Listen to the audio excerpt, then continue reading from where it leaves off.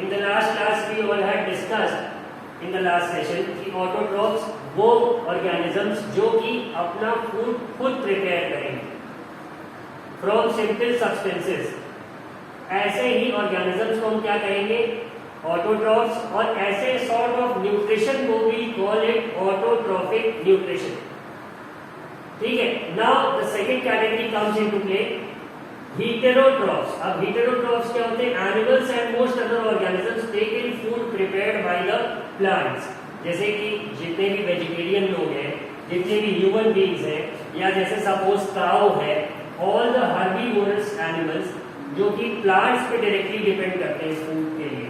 हालांकि कार्निवोरस को भी जो न्यूट्रिशन मिल रहा है अल्टीमेटली प्लांट से मिल रहा है, but that's a different thing. तो यहाँ पे animals and most other organisms take in food prepared by plants, they are called as heterotrophs। ये बात हो गई। अब यहाँ पे क्वेश्चन आता है कि we may ask where the food factories of plants are located। कि जो plants है, जो ऑटोट्रॉफ्स है, इनमें आखिर ऐसी कौन सी फैक्ट्री होती है या कौन सा ऐसा अरेंजमेंट होता है जहाँ से ये खुद ही सिंपल सब्सटेंसेस से अपना फूड प्रिपेयर कर लेते हैं। तो यही इन्होंने बोला है कि we may ask where the food factories of plants are located, where food is made in all parts of a plant or only in certain parts। मतलब पूरे प्लांट में ही फूड प्रिपेयर होता है कि उसका कोई एक पर्टिकुलर बॉडी पार्ट है। जैसे हमें अगर कोई चीज उठानी होती है तो हम अपने हैंड्स का यूज करते हैं, हाथों का यूज करते हैं, हम और किसी चीज से सामान नहीं उठाते हैं। तो इसी तरह प्लांट्स भी क्या सिर्फ लीफ से या किसी पर्टिकुलर पार्ट से ही फूड अपना प्रिपेयर करते हैं कि और भी कोई अरेंजमेंट होता है? How do plants obtain the raw materials. अब खाना बनाने के लिए जो सिंपल सब्सटेंसेस की हम बात कर रहे हैं, रॉ मटेरियल्स की बात कर रहे हैं, ये कहाँ से प्लांट्स को मिल रहा है? ठीक है, सराउंडिंग से कैसे मिल रहा है? How do they transport them to the food factories. मतलब अब ये जो सिंपल सब्सटेंसेस है, जहाँ खाना प्लांट में बन रहा होगा वहां तक इसको ले जाने का भी कोई अरेंजमेंट होगा, या तो उसे ऐसा तो है नहीं कि जमीन में ही खाना बन जा रहा है। जमीन से प्लांट को अपने उस बॉडी पार्ट में रॉ मटेरियल ले जाना भी तो पड़ेगा ना, जिससे वो फूड प्रिपेयर करेगा। ये सारे क्वेश्चंस आते हैं। तो then we come across this process called photosynthesis. अब फोटोसिंथेसिस क्या होता है कि इसी प्रोसेस से प्लांट्स अपना फूड प्रिपेयर करते हैं। अब जैसा कि हम देख रहे हैं, leaves are the food factories of plants. मतलब कि प्लांट्स में की जो फूड फैक्ट्री होती है या प्लांट्स में जहां फूड प्रिपेयर होता है, उन्हें हम कहते हैं लीव्स, पत्तियां। Therefore all the raw material must reach the leaf. अब लीफ अगर फूड फैक्ट्री है, लीफ में खाना बन रहा है, तो जो भी सिंपल सब्सटेंसेस या रॉ मटेरियल है, ये सारा लीफ पे ही पहुंचना चाहिए। ठीक है। तो अब रॉ मटेरियल का एग्जाम्पल इन्होंने कहा वाटर हो गया, मिनरल्स हो गया, जो सॉइल होता है। तो अब ये कैसे पहुंचेगा लीफ तक? तो water and minerals present in the soil are absorbed by the roots. जो पेड़ की जड़ें होती है, रूट होती है, रूट में सारा मिनरल अब्सॉर्ब होगा और ये ट्रांसपोर्ट किया जाएगा कहां तक? लीव्स तक भेजा जाएगा। अब what is the next ingredient that is required? Carbon dioxide. अब ये कहाँ मिलती है? ये जमीन में नहीं मिल रही है, ये पानी जो पौधे को दे रहे हैं उसमें नहीं मिल रही है, ये मिल रही है एक प्लांट को आसपास की सराउंडिंग से या फिर एयर से। हमारी सराउंडिंग्स में क्या है? हवा है, एयर है। इसी एयर से ही प्लांट्स को क्या मिल रहा है? Carbon dioxide. अब ये कार्बन डाइऑक्साइड जो है प्लांट्स कहां से ले पाते हैं? तो दे गेट दिस या फिर take this carbon dioxide through the tiny pores present on the surface of the leaves. अब ये जो हरी पत्तियां होती हैं, इनमें बहुत छोटे छोटे पोर्स होते हैं, बहुत ही छोटे छोटे होल्स होते हैं। इन्हीं होल्स से ही प्लांट्स कार्बन डाइऑक्साइड को क्या करते हैं? अब्सॉर्ब कर लेते हैं from the air surrounding the leaves. और इन पोर्स से, जिससे कि वो इस हवा को अब्सॉर्ब करते हैं, these pores are surrounded by guard cells. Such pores are called stomata. Stomata ही वो पोर्स को हमने नाम दिया जिनसे कि लीव्स कार्बन डाइऑक्साइड को अपने आसपास प्रेजेंट एयर से ले लेती। ठीक है।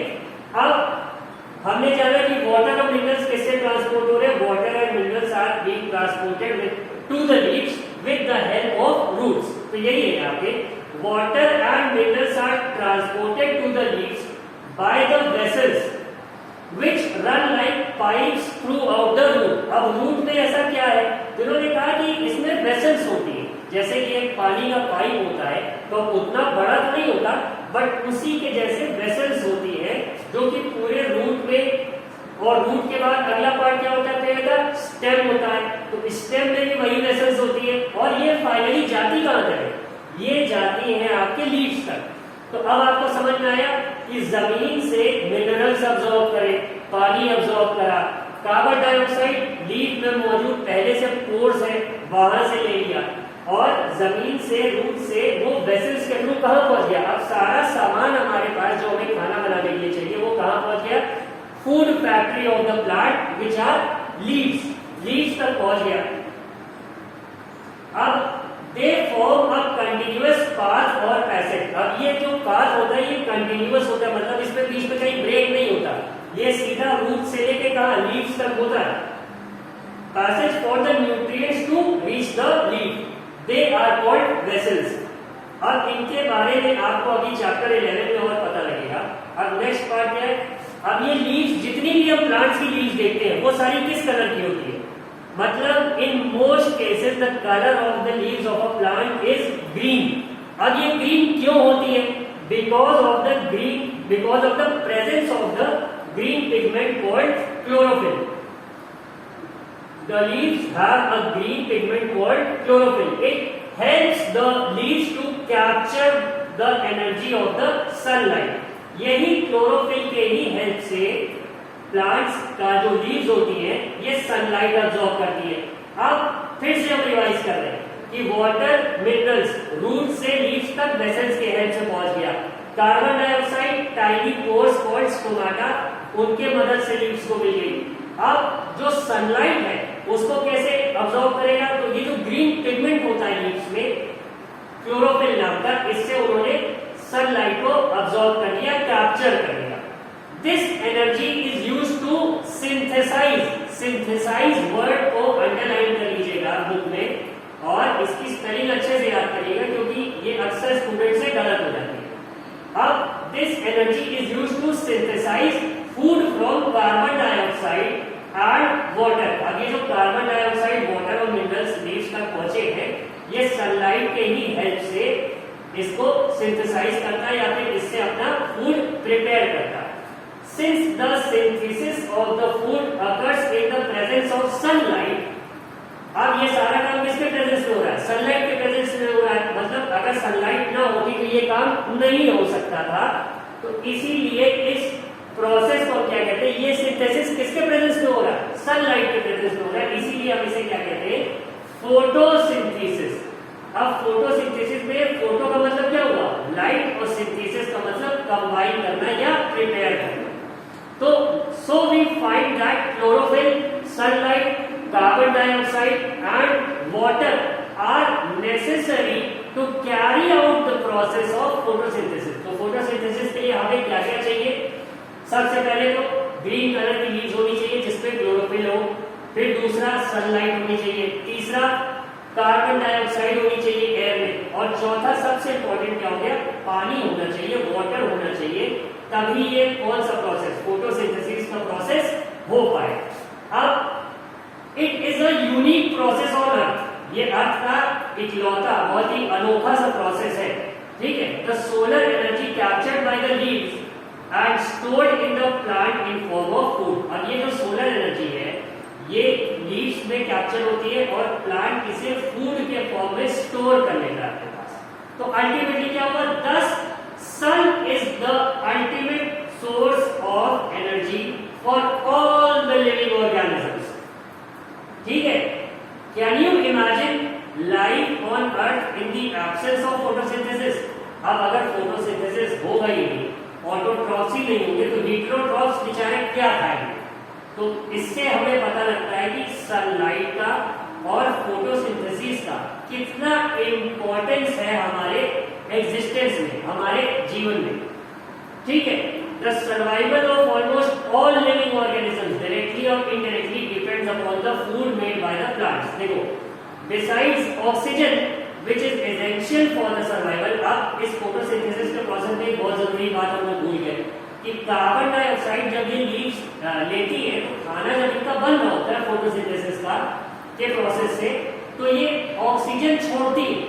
अब यही ऑक्सीजन हम लोग क्या करते हैं, इनहेल करते हैं, सांस लेते हैं और इसी की हेल्प से हम लोग जिंदा रहते हैं। तो अब ऑक्सीजन के अलावा besides oxygen which is essential for the survival of all the organisms is produced during photosynthesis. In the absence of photosynthesis, क्या होगा, life would be impossible on the earth. ठीक है? During photosynthesis, chlorophyll containing cells of leaves, in the presence of sunlight, use carbon dioxide and water to synthesize carbohydrates. The process can be represented in an equation. अब ये equation क्या होती है? Equation ऐसा समझो कि जैसे अब अगर सपोज हमें चाय बनाने का प्रोसेस लिखना है तो हम सबसे पहले क्या करेंगे कि वी टेक अ वेसल, उस वेसल में हम सबसे पहले थोड़ा सा पानी डालेंगे, फिर चाय की पत्ती डालेंगे, फिर उसे हीट करेंगे, हीट करने के बाद उसमें फिर हम थोड़ा सा मिल्क ऐड करेंगे। जब वो फाइनली उसमें चाय वाला कलर आ जाएगा तो उसमें हम चीनी डालेंगे, चीनी डालने के बाद फाइनली हम उसे क्या करेंगे, सर्व कर लेंगे और उसके बाद विल ड्रिंक दी। तो ये एरो से हम निकाल सकते हैं ना। सबसे पहला प्रोसेस क्या होगा, टेक अ वेसल, फिर एक एरो बना, take some water in it, फिर एक एरो बनाया, फिर क्या, हीट द वाटर, फिर हमने क्या किया, put some tea leaves into the water, फिर हीट द वाटर अगेन, फिर उसके बाद add some milk to the water, फिर क्या, wait for the colour to come. इस तरह से हम सारे प्रोसेस को एरोस की हेल्प से स्टेप बाय स्टेप बता सकते हैं। वही चीज यहाँ पे इक्वेशन के फॉर्म में बताई गई। तो जैसे क्या हुआ, कार्बन डाइऑक्साइड प्लस वाटर, सबसे पहले कार्बन डाइऑक्साइड और वाटर मिलेंगे, सनलाइट और क्लोरोफिल के प्रेजेंस में मिलेंगे। ठीक है, और ये हमें देगा क्या, ये हमें देगा कार्बोहाइड्रेट प्लस ऑक्सीजन। अब देखो इन्होंने लीव्स का एक जूम्ड डायग्राम हमें दे रखा है कि कैसे क्लोरोफिल और उसकी गार्ड सेल्स स्टोमाटा के चारों ओर है। ये इंपॉर्टेंट डायग्राम है, इसे पढ़ना रहेगा सबको। अब ये देखो इन्होंने स्टोमाटा का भी एक जूम्ड डायग्राम दे रखा है। जैसे हम एक पिक को जूम करते हैं, इसी तरह अगर हम लीफ को उसका एक जूम व्यू देखेंगे तो स्टोमाटा की ओपनिंग हमें ऐसी ही नजर आएगी जैसे इसमें दिख रही है। अब ये जो गार्ड सेल्स होती है यही रेगुलेट करेंगी कि स्टोमाटा कैसे खुलेगा और कैसे बंद होगा। ठीक है, तो ये आपने देख लिया कि सबसे पहले एक डायग्राम है लीफ का, फिर उसमें लीफ के क्रॉस सेक्शन में कैसे क्लोरोफिल और गार्ड सेल्स और स्टोमाटा अरेंज होता है, फिर स्टोमाटल ओपनिंग कैसे है, गार्ड सेल्स कैसे है, और फाइनली ये लग रहा है प्रिंटिंग मिस्टेक है, स्टोमा लिखा हुआ है। तो ये कैसे, मतलब ओवरऑल पूरा अरेंजमेंट कैसे लीव्स का वर्क करता है ये हमने देखा।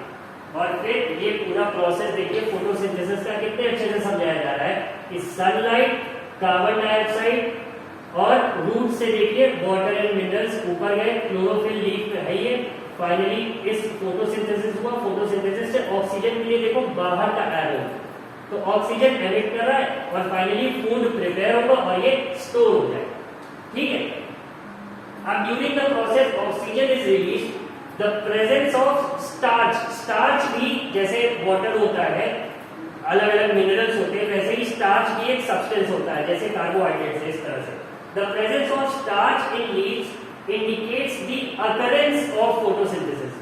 अच्छा, स्टार्च रहेगा भी वहीं पे जहां पे फोटोसिंथेसिस हो रहा है, तो अगर ये मौजूद है तो इसका सीधा सा मतलब हुआ कि इन लीव्स में फोटोसिंथेसिस हो रहा है। Starch is also a carbohydrate, जैसा मैंने तुम लोगों को बताया।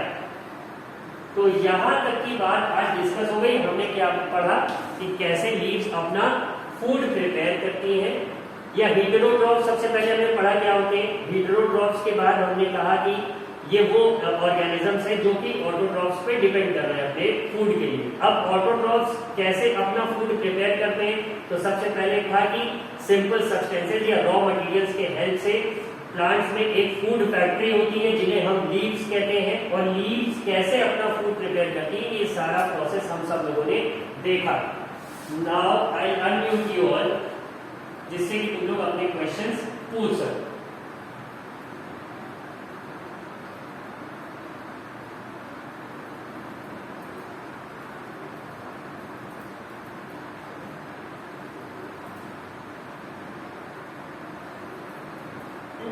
नाउ वन बाय वन मैं नाम बुलाऊंगा, उसके बाद सब पूछेंगे। Ayush Sharma, Ayush Sharma can you hear me? No sir, no problem. Swati Rawat, Swati not there. Tanmay Gupta,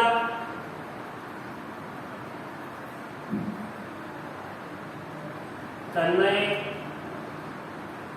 no problem sir, no problem. Ankit Kumar स्वयं,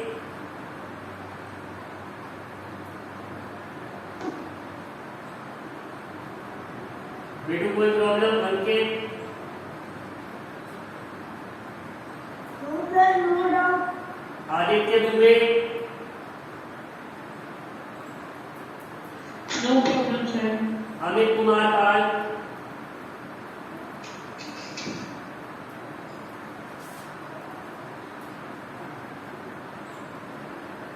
नहीं है। विवेक कुमार,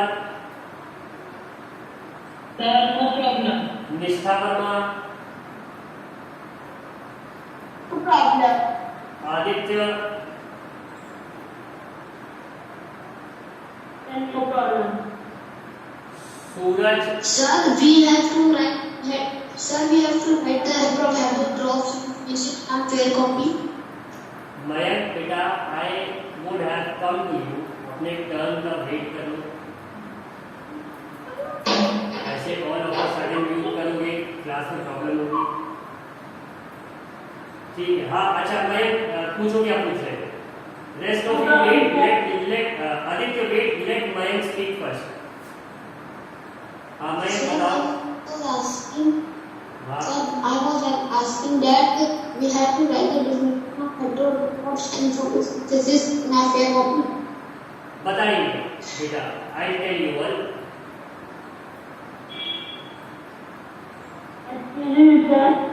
हाँ आदित्य स्पीक नाउ।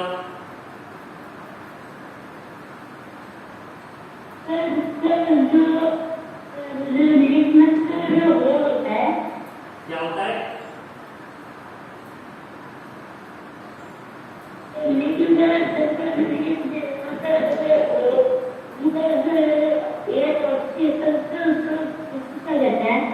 आदित्य बेटू, तुम्हारी आवाज बिल्कुल साफ नहीं आ रही, एक भी वर्ड नहीं समझ आया कि तुमने कहा है।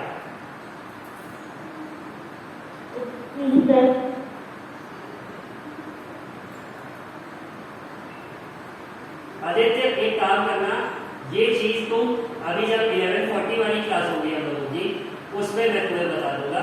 Just send me a message, voice note अपना साफ से रिकॉर्ड करके क्वेश्चन भेजना, and explain it you there. Now who is the next one? जब व्हाट्सएप पे होगा ना, ग्रुप पे, तब। ठीक है, now who is the next one? somebody is raising their hand. Yashmit Sinha. Yes, sir. Yes बेटा, यशमित पूछो। Sir, what is the meaning of synthesis? Synthesis का मतलब होता है कंबाइन करना, या फिर दो चीजों को मिलाना जिससे कि कोई एक तीसरी चीज बन सके। इसी प्रोसेस को हम क्या कहते हैं? सिंथेसिस कहते हैं। Okay, sir. ठीक है, now somebody else was raising Yashmit Son के बाद मयंक से भी यूज की है, SB use this, Suraj Santosh Bhoj. Suraj, can you hear me बेटा? नहीं है।